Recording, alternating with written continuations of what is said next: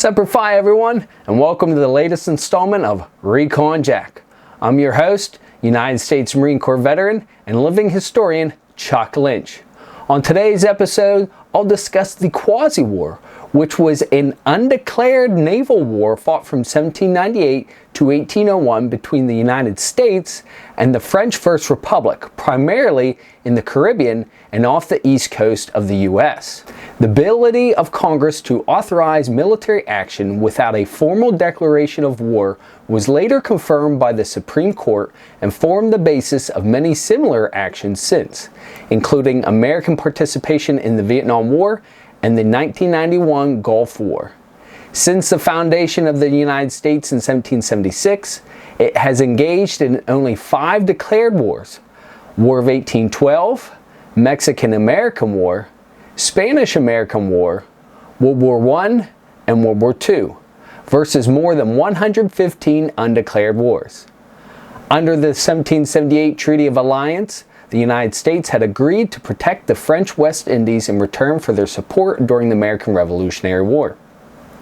As the treaty had no termination date, France claimed this obligation included defending them against Great Britain and the Dutch Republic during the 1792 to 1797 War of the First Coalition.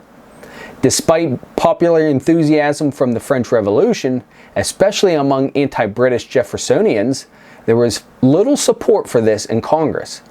Neutrality allowed New England ship owners to earn huge profits evading the British blockade, while Southern plantation owners feared the example set by France's abolition of slavery in 1794.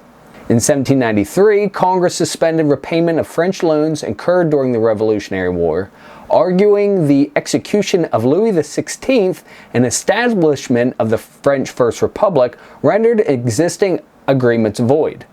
They further agreed American military obligations under the Treaty of Alliance applied only to a defensive conflict and thus did not apply since France had declared war on Britain and the Dutch Republic.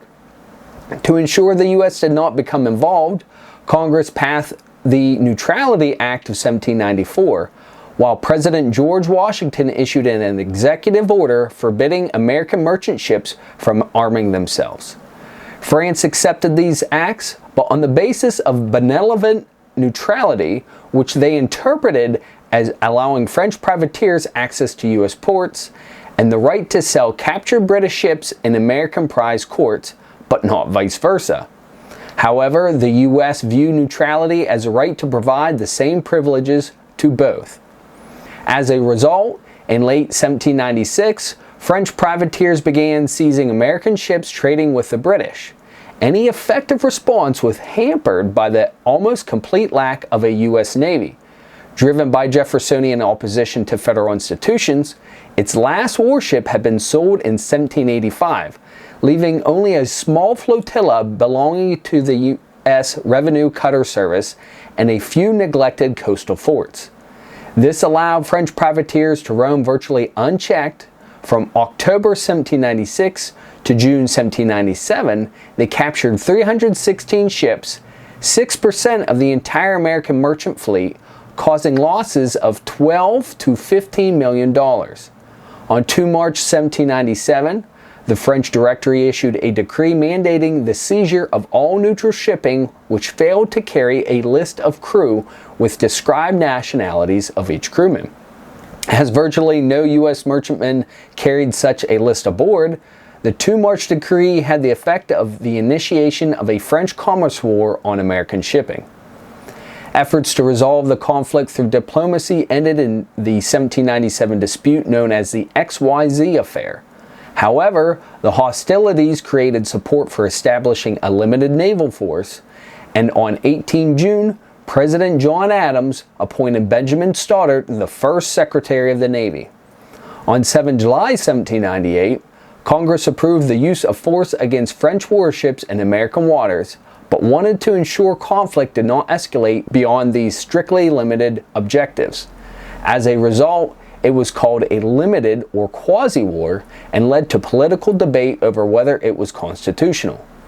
A series of rulings by the Supreme Court of the United States established its legality, and confirmed the ability of the U.S. to conduct undeclared war or police actions.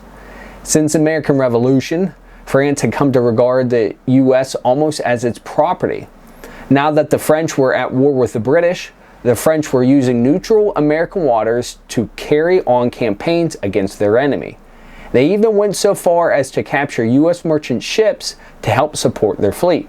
In May 1798, after diplomacy had failed to stop these activities, Congress lost its patience and ordered its navy to fight the French.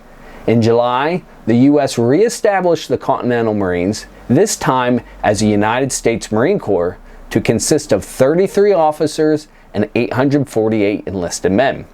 The new Marine Commandant was Major William Burroughs of South Carolina, a veteran of the American Revolution. He was a courtly but determined man who began to build the prestige of the young service.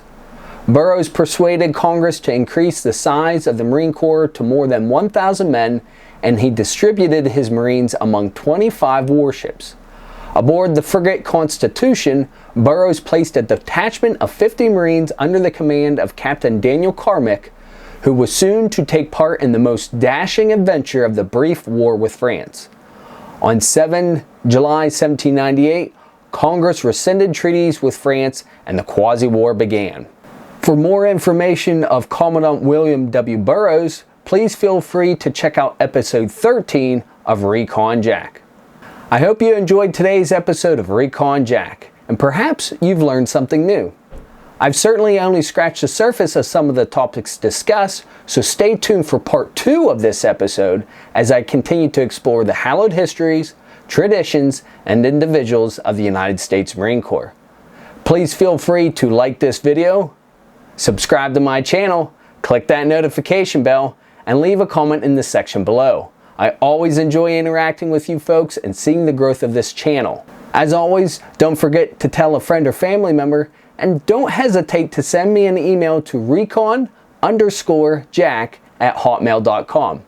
Until next time, Semper Fi and carry on.